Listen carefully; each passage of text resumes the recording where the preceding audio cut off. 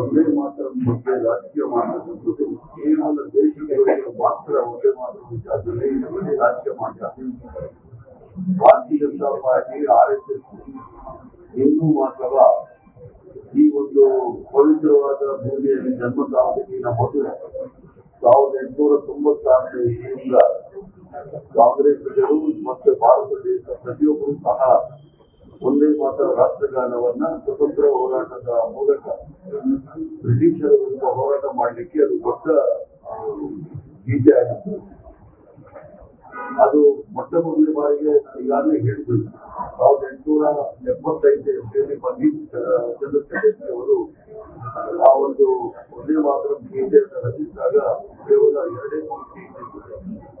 1882 ಇಸ್ವಿಯಲ್ಲಿ ಆನಂದ್ ಮಠ್ ಅಂತ ಹೇಳಿ ಬೆಂಗಾಲಲ್ಲಿ ಅದು ಕೇವಲ ಬೆಂಗಾಲ್ ಪ್ರಾಂತ್ಯಕ್ಕೆ ಮಾತ್ರ ಸೀಮಿತವಾಗಿದ್ದಂತ ಒಂದು ಅಲ್ಲಿ ಗೀತೆಯನ್ನು ಮಾಡಿದ್ರು.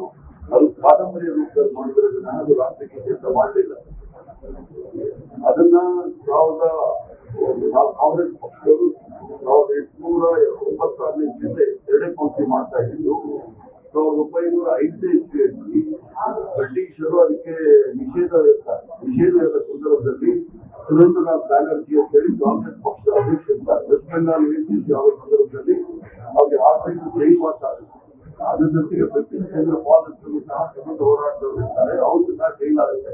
ಯಾವ್ದಾದ್ರು ಒಂದೇ ಒಂದು ಹಿಂದೂ ಮಾಧ್ಯಮದವರಾಗಿ RSS ಅವರಾಗಿ ಯಾರಾದ್ರು ಒಬ್ಬರು ಆ ಒಂದು ಜೈಲಿಗೆ ಹೋಗಿದ್ರ ಅಂತ ಕೇಳಬಹುದು.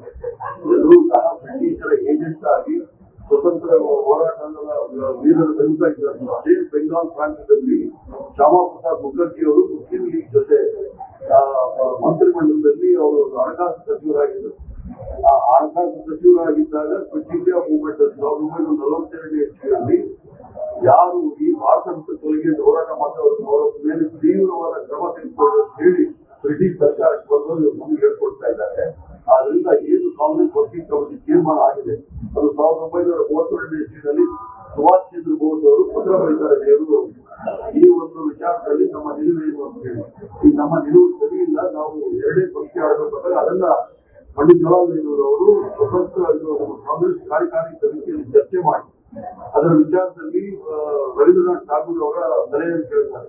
ರವೀಂದ್ರನಾಥ್ ಠಾಗೂರ್ ಅವರು ಈ ದೇಶದಲ್ಲಿ ಏಕತೆ ಮತ್ತು ಅಖಂಡತೆ ಉಳಿಸ್ಕೊಳ್ಬೇಕಾದ್ರೆ ಭಾರತೀಯತೆ ಉಳಿಸ್ಕೊಳ್ಬೇಕಾದ್ರೆ ನಾವು ಕೇವಲ 2 ಪಂಕ್ತಿಯನ್ನು ಆಡಬೇಕು ಅಂದ ಮೇಲೆ ವರ್ಕಿಂಗ್ ಕಮಿಟಿಯನ್ನು ತೆಗೆದು ಅದನ್ನ ಅಧಿಕೃತವಾಗಿ ನಾವು ಆಡ್ತಕ್ಕಂಥ ಒಂದೇ ಮಾತ್ರ 2 ಪಂಕ್ತಿ ಅಂತ ಹೇಳಿದ್ದಾರೆ.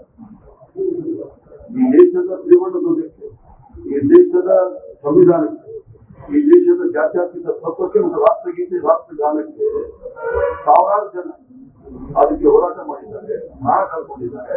ಭಾರತೀಯ ಜನತಾ ಪಾರ್ಟಿ ಅದನ್ನು ರಾಜಕೀಯ ಮಾಡ್ತಕ್ಕಂಥದ್ದು ಅವ್ರು ದೇಶದ ಒಳಗೆ ಮಾತ್ರ ಒಂದೇ ಮಾತ್ರ ವಿಚಾರದಲ್ಲಿ ರಾಜಕೀಯ ಮಾಡಬಹುದು. ಅದಕ್ಕೆ ನಮ್ಮ ನಿಲುವು ವರ್ಕಿಂಗ್ ಕಮಿಟಿಯ ಏನು ಒಂದು ನಿರ್ಣಯ ಅದರ ಪೂರ್ಣವಾಗಿ ಸ್ವಾಗತ ಮಾಡ್ತೀವಿ.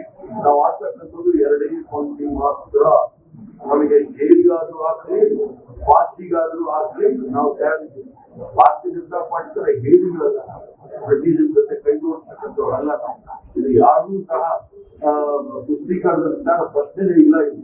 ಇಲ್ಲಿ ಆ ತರ ಇದ್ರೆ ಅಷ್ಟೊಂದು ದೇಶಭಕ್ತರಾಗಿದ್ರೆ ಇವರು ಶಾಖೆ ಮಾಡ್ತಾರಲ್ಲ, RSS ಚಡ್ಡಿ ಗಿಡ್ಡಿ ಗೋಲು ಗೀಲು ಕರಿ ಟೋಪಿ ಹಾಕೊಂಡು ಅಲ್ಲಿ ಇವರಿಗೆ ರಾಷ್ಟ್ರಗೀತೆ ರಾಷ್ಟ್ರಗಾನ ಆಡಕ್ಕೆ ಹೇಳಿ